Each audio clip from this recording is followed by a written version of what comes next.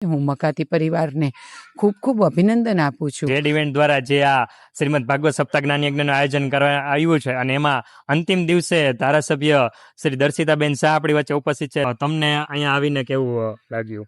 સૌપ્રથમ તો આપ સૌને જય શ્રી કૃષ્ણ. મકાતી પરિવાર દ્વારા અને જેડ ઇવેન્ટ દ્વારા ખૂબ અદ્ભુત આયોજન કરવામાં આવ્યું છે. ભાગવત એ ખરેખર સપ્તાહ નથી, પણ જીવનને સમજવાની સાચી રીત છે.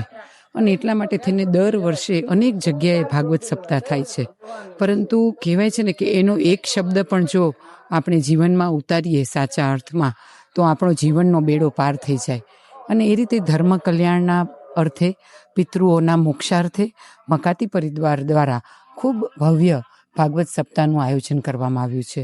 લોકો શાંતિથી કથાને સાંભળી શકે, સરસ રીતે એનું રસપાન કરી શકે અને પોતાના જીવનને વધુ સારી રીતે જીવી શકે, એ મુખ્ય ઉદ્દેશ ધર્મેશભાઈ અને સમગ્ર મકાતી પરિવારનો રહ્યો છે. આજે ખૂબ ભવ્યથી ભવ્ય આયોજન, ખૂબ સરસ અને અનુભવી કથાકારના માધ્યમથી દરેક લોકો પોતાના જીવનને સારું બનાવી શકે.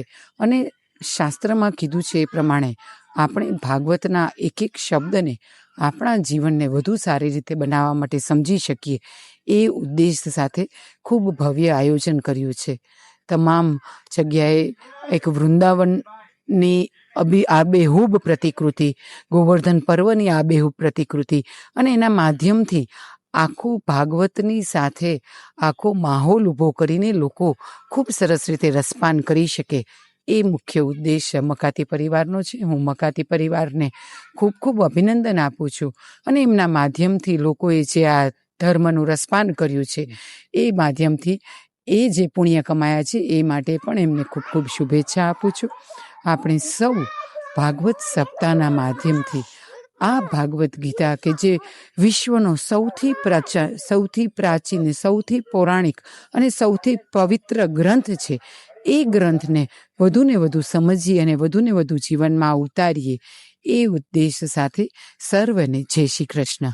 ખૂબ ખૂબ આભાર કે તમે મકાતી પરિવાર ખાસ કરીને જેડ ઇવેન્ટ દ્વારા જે આયોજન કરવામાં આવ્યું હતું એમાં આપની ઉપસ્થિતિ એક અલગ જ રંગ લાવી હતી. ફરીવાર ખૂબ ખૂબ ધન્યવાદ. જય શ્રી કૃષ્ણ.